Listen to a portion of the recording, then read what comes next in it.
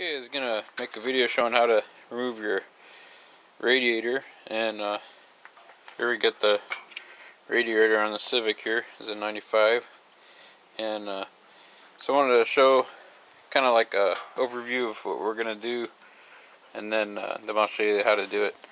Normally there's a radiator bracket right here that hooks onto that there. I already sold that piece, so it's not there, but it just looks kind of like these, but it's a little bit bigger. Just goes right there. Let me show you what this is on an automatic. Here's another radiator from like an Accord, and so in the car it's sitting like this, and you got your radiator cap up there. But what I wanted to show you is on the bottom of the radiators on an automatic, you have these tubes here, and this is to help cool the transmission fluid. And then the other attachments on the radiator, your cap goes up here, and then this is your upper radiator hose, and this is your lower radiator hose. And again, these are your transmission coolant lines, and those are pretty much all you got dealing with. And on this one, this probably is where you usually have like a wing nut looking thing for draining the fluid. So actually the first step I need to do on this one, and this is just a smaller deal, and it's all set up like that. Oh, there's one other thing, is you got the fan to deal with. So I actually already disconnected. Here's the connector for the fan, and I opened the radiator cap and it's still got fluid in it, so I need to drain that. So first thing I'm going to do is go underneath and open that wing nut and drain the fluid, and then after that I'll probably work from the bottom up. I don't know, I'll show you as I go along. But anyways, so just wanted to give you that overview with that radiator over there, kind of what you're doing. Again, you got an upper radiator hose, you got your radiator cap, your fan, and then a lower radiator hose like this on the bottom. But you also have those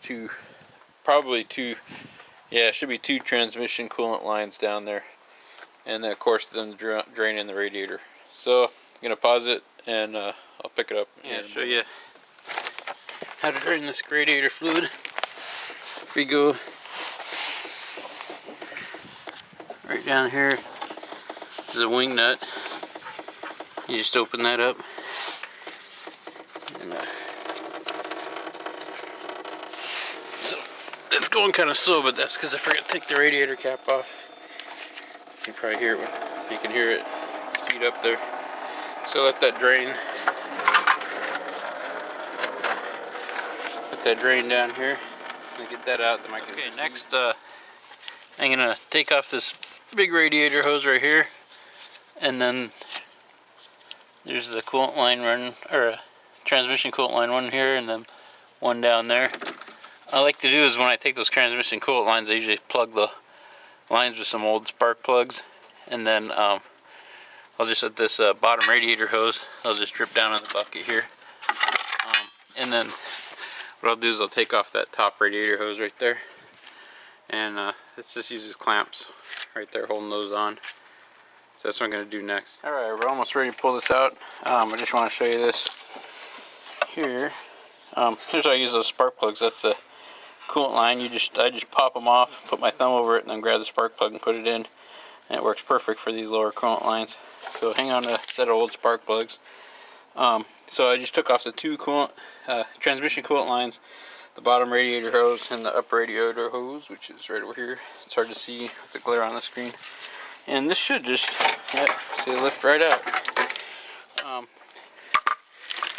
Those little posts right here, they will have, I'll just sit down here. So you want to make sure you get these. One fell in the bucket down there, and they just go on the bottom. If you're not careful, you'll forget those. That's it. Let's see. Looks like somebody had worked on this one before and didn't put should be bolts down there. I don't know if they didn't line up or what. So I'll test this fan out if I haven't already. You just put 12 volts to it and it should work. But this radiator looks, being in a crash. Clean it up. It didn't have any leaks in it. It looked like it was holding pressure. So I'll probably try to sell that. Anyway, so that's how you get your radiator out. You get a better view. Whoever invented these kind of clamps didn't work on cars, because these things are such a bear to work with. These are those OEM Honda clamps. They just suck. This one somebody used. I'd almost prefer these over those because, and I don't like these either because you can never.